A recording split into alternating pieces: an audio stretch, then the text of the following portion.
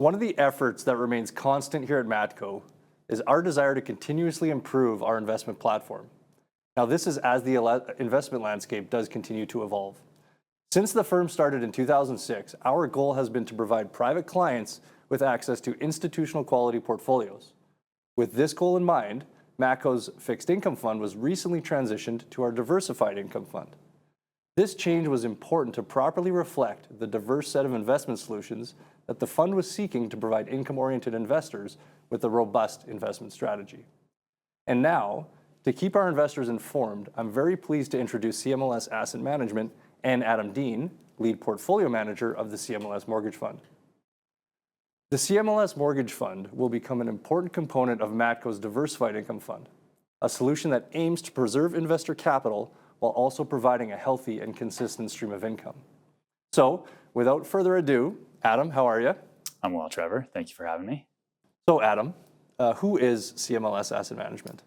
So CMLS Asset Management is a trusted private investment manager with a focus on real estate debt. We have a strong presence and deep understanding of real estate markets across Canada and look to take that expertise and that knowledge and use it to deliver strong, risk-adjusted investment solutions to our investor clients. Excellent. Now, if you can, now that we know who CMLS Asset Management is, maybe give me just a very brief origin story as to how CMLS came to be. Absolutely. So CMLS Asset Management has been operating since 2008, but the roots of the broader organization go back to 1974. At that time, a Vancouver-based asset manager, Phillips Hager North, which is now a part of RBC Global Asset Management, realized that they could drive additional risk-adjusted returns in their portfolios by replacing some of their traditional bond exposure with mortgages. Fast forward to the Sounds familiar. Sounds familiar. Exactly. Yeah. So fast forward to the early 2000s, and PH&N spun that entity out. It was known as Penmore, which eventually became CMLS Financial. Spun it out to the principals and became one of Penmore CMLS's largest clients. Fast forward again to today, the whole organization has about $60 billion in assets under administration. We underwrite about $20 billion in annual deal flow and employ nearly 1,000 people across Canada. In our humble corner of the firm, we look to leverage that presence, that expertise, to develop bespoke investment solutions and products for investor clients. Excellent. Who is Adam Dean as a human being? Do I have permission to virtue signal, or is that not allowed? I've kind of been trying to figure that out for years, to be honest. The last few years I've become exceptionally boring. I grew up in the interior of BC. I've been in Toronto for 13 years now. I live with my wonderful wife. She's an inspiration. We have a 1.5-year-old boy and another one on the way in April. Congrats. Thank you. Yep. And I'm just equal parts anxious and motivated to be a good role model for my boys. And in the age of algorithmic media, it has the potential to take people to extremes. Yeah. I need to be there for my boys. So, yeah. I think we call that productive anxiety around our neck of the woods. Yeah. And so how did you personally land at CMLS Asset Management? For sure. So I was right out of university. Yeah. I had actually taken some time off university, and the whole financial crisis just really interested me and prompted me to get back into it. And part of that financial crisis was mortgage-backed securities. So when I was searching online, CMLS came up, sent an email, ended up getting on board, and that was nearly 14 years ago now. I've taken a variety of investor-facing roles in the firm, and most recently, about 3 years ago, took responsibility for our asset management business and grow it from here. So if we were to try to tie who you are as a human being to who CMLS Asset Management is, what is your mission as Adam Dean, the lead portfolio manager of the CMLS Mortgage Fund, in the tightest version of a response that you can provide? I would say that my mission is to provide as many investors as possible a good, well underwritten institutional mortgage solution. I'd like to expand our product base at CMLS Asset Management. and I'd like to give opportunities for our team to see. So why don't we jump right to it? What exactly is the CMLS Mortgage Fund? Sure. So the CMLS Mortgage Fund is an institutional grade private real estate debt fund. We invest in single family residential loans, loans secured by multifamily residential properties, and a little bit of commercial. So think retail, industrial, mixed use. We have a 15-year track record of strong returns, averaging 6.4% since inception. And again, we leverage the broader organization to deliver our product within the fund. The fund itself offers monthly liquidity, monthly distributions. We offer our investors the option of just reinvesting their distributions and letting the capital grow, as well as eligibility for registered accounts. We're approved on most non-bank investment platforms in Canada, giving us access to a very broad range of individual investor clients. Excellent. So I think you summarized the fund itself quite well, but maybe get in a little bit more specific in terms of what the fund's investment strategy is. Sure, yeah. So I did mention that we focus on three main components: loans secured by single family properties, multifamily properties, commercial properties. We're about 2/3 or 60% single family residential. Those are primarily first priority loans, fixed or floating rate interest rates, predominantly fixed rates, and short terms of about 1 year. So we focus on borrower clients who today don't qualify for a traditional bank financing and are looking to find a product that will help them transition into a lower cost of capital later on. Right. And in the interim, as we're invested, we get a good, decent return for doing so. About 30% of our portfolio is multi-residential, and that would be either first or second priority mortgages to, I guess I would say, institutional sponsors. So the average net worth or portfolio of the borrowers that we have on the commercial side is over 100 million. So there's significant resources to withstand problems with income at the property or declines in property value. And that allows us to go a little bit higher leverage, higher LTV than we do on the single family residential side. And then finally, the commercial component, again, there's a lot of transaction flow that's coming through the CMLS entities. There's often opportunities for us to capture strong risk-adjusted returns on retail properties, industrial properties, a mix of property types, again, focusing on those strong institutional sponsorships that are sponsors that are investing in them. Excellent. So you went over a lot of detail there, and I know when it comes to our investor base and our prospective investor base, there's often varying degrees of sophistication. So you went through, again, a good high-level overview, but for those who might be a little bit more on the sophisticated side, maybe we'll try to pull out three specific numbers. What's the loan to value of the fund typically? What would the duration or interest rate sensitivity be? And then what would the current yield roughly be? For sure. Yeah, so I'll start with duration. Our duration is about 2/3 of a year, 0.8 years currently. And that's largely reflective, again, of a lot of our loans being transitional. So there's an objective of the borrower to graduate, so to speak, into a lower cost of capital. And what that also does is allows our capital to turn over quickly and for us to reinvest in the current market. From an LTV perspective or loan to value ratio, our weighted average across the portfolio is 60%. So that gives us a good buffer to withstand property value declines. And from a current yield perspective, in 2024, we delivered a yield of 8.25%. And that would be one of the highest years in our history, obviously taking advantage of the current rate scenario. Perfect. And maybe if I can just take a second to summarize those characteristics, but more specifically, why they're so attractive to us and within our diversified income fund. So I think what you went through on the duration front was relatively low, or actually quite low interest rate sensitivity at under 1 year. And then from a loan to value perspective, having that 60% loan to value provides a pretty good buffer, like you mentioned. And then the current yield and the yield that's offered historically, which we'll get into in a little bit, over and above typically what our Matco Diversified Income Fund offers. So on those three fronts, we see those characteristics of the CMLS Mortgage Fund as being very accretive or productive within the overall Matco Diversified Income Fund. So thanks for touching on that. Now, if we were to look historically, what does the historical return profile for the fund look like? For sure. So historically, from inception in 2008, we've delivered an annualized return of 6.4%. Now, there's not a whole lot of context in there because market rates fluctuate throughout that period. But what we look to achieve on an ongoing basis is 300 basis points or 3% above the 2-year Government of Canada bond. And if you look at our history, that 6.4% would reflect a consistent achievement of that objective.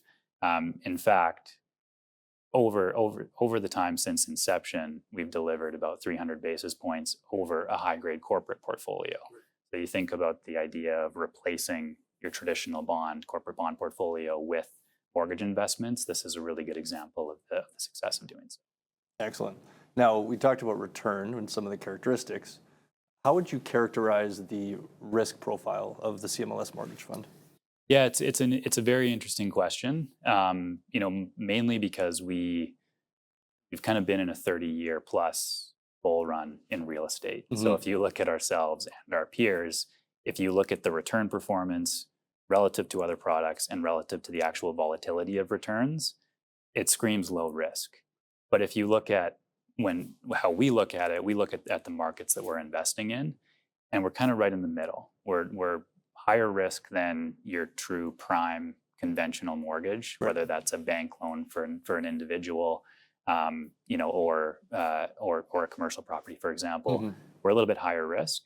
And then if you look further up the risk spectrum, when you're looking at land loans, development loans, mezz financing, et cetera, we stay away from that. So put all that together, and we would characterize ourselves as a medium risk offering. Right.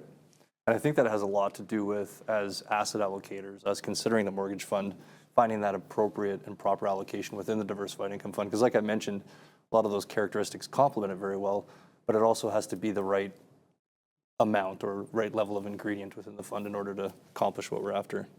What would you say that the main differentiators from, say, the CMLS mortgage fund are relative to some of the other mortgage solutions that are offered in the marketplace? Yeah, for sure. I mean, I tend to sound like a broken record with this, but the primary differentiator is our attachment to the CMLS Financial Nesto organization, and just the amount of expertise and deal flow that comes with that. If we kind of break down the 20 billion that the organization did last year, 5 billion of that would have been single family residential and 15 billion would have been multifamily and commercial. And if you line that up against the largest mix and commercial focused real estate debt funds in the country, respectively, you would have about 10 to 20 times the origination volume. And so what comes from that is a lot of data, a lot of opportunities for us to be nimble in finding underserved areas of the mortgage market and generating returns where we feel it's appropriate. Now, let's talk a little bit about, I guess we've completely dived into the CMLS mortgage fund, but let's talk a little bit about market trends and the outlook. What would be your current outlook on the real estate market, and how does that potentially influence investment decisions you're making within the fund itself? For sure, yeah. I think it's important to start with how the last couple of years have looked. Obviously, we saw rates really come up strong in 2022. And what that did to both the single family residential and multifamily and commercial markets is it really sucked out transaction activity. So transaction activity came way down. Buyers wanted a certain price, sellers wanted a certain price, and no one could really agree on what's appropriate. I think what we're going to see in the very near future, as rates have started to come down, is we'll start to see increasing transaction activity, but the values will kind of flush out at that point where buyer and seller expectations will finally converge. Right. From our perspective, I would say there's a lot who are embedded in the industry that would suggest that 2025 is going to see significant value increases. We're a little bit more cautious. It's hard to kind of see a lot of pent up demand if rates go under 4%. That's going to scream in and start picking up a lot of properties that are for sale. So what I would say for this year is increased transaction activity, stable to slightly downside risk to property values. How do we structure for that? We talked about it at the start with lower LTVs, 60% LTV. It gives a buffer. And we also focus on those strong borrowers, whether it's high credit scores, on the residential side or large portfolios outside of the asset we're financing on the commercial side, to really look at groups and individuals who, should there be a negative market shock, are able to withstand mortgage payments. Right. Now I'm going to touch on two specific market trends, and maybe you've touched on them a little bit, but how do falling or rising interest rates impact how you manage within the fund? And then I'll ask the other one after. For sure. So, I mean, we like our strategy to not be market dependent. So we're going to be consistent with our allocations and strategy throughout different markets. When we see rates rise and rates fall, we are protected for over a certain time period with our duration. So if you look at when rates started coming up, it took us about a year for our yield to start creeping up with them. It'll very likely be the same on the way down. The large majority of our portfolio is either fixed rate or floating with a floor rate that's set very near the initial rate. Right. So we do have very little exposure to falling rates. But again, those loans mature and they're refinanced in the current market. So you'll find that our yields generally follow market rates with a little bit of a lag. The other effect that we need to watch closely is just the effect that it has on values. We did see that in 2022. Rates came up in some of the markets that we invest in. Single family property values dropped upwards of 20% in some areas. And so we watch how that affects our delinquencies, how it affects performance, and our portfolio has performed quite strong through those periods. Right. Now, one specific thing, I think it's been well publicized in our industry, but maybe not for, say, the broader audience, might not be familiar, but it's pretty well known there's about 1.2 million worth of mortgage renewals coming up in Canada in 2025, and I think 980,000 in 2026. Interest rates have started to come down, but it seems quite clear that a lot of those consumers are going to be renewing their mortgages at slightly higher rates than their prior mortgage. Does that impact CMLS Mortgage Fund's portfolio at all? Does it impact potentially selecting investments going forward or managing the fund going forward? Yeah, I mean, absolutely. It's something that we need to watch closely. I'll talk about a few things in terms of how we view that renewal cliff, as it's often stated in the media, for example. You know, the first is that we're already playing with a higher rate product, a transitional product. And so our borrowers in the fund are not necessarily not exposed to that, renewal in 2025, 2026, where their rate's going to be doubling, for example, from 2.5% to 5%. Right. So there's a bit of a different underwriting and approach that kind of separates us from that renewal cliff. The other thing that I would say when we actually look at that massive number of maturities, because whatever happens there, even if it's not our borrowers, it has the potential to affect the broader market. And I'm going to get a little bit into the numbers here, if that's okay. But if you look at an individual that had a 2.5% coupon in 2020, for example, they're going to be refinancing. When you say coupon, their mortgage rate that they've been paying for, from an interest perspective. Correct. Yeah. They're going to be refinancing at, say, 5% this year. But if they were a prime borrower and, say, in a CMHC insured loan or another bank loan, there was going to be a reasonably short amortization on that loan. So let's say that loan was 25 years. That balance has gone down over the 5 years as they've been making payments. So if we were to take that loan today, put it on a 25-year amortization, again, because a bank is going to allow them to re-amortize, right, for example, or someone else will, and they're paying 5%, their mortgage payment's only gone up 10%. So yes, if you're on an interest-only structure and your payment doubles, that's going to be incredibly painful. But a lot of these borrowers have been paying down their principal over time, right, and the shock isn't going to be as much sticker shock as it looks from purely a rate perspective. Exactly. And this is in part, you said you were going to get into the numbers. This is obviously why we like CMLS Asset Management, because everything you guys do is effectively based on the numbers. As previously mentioned, Matco's Diversified Income Fund will have a core position in the CMLS Mortgage Fund going forward.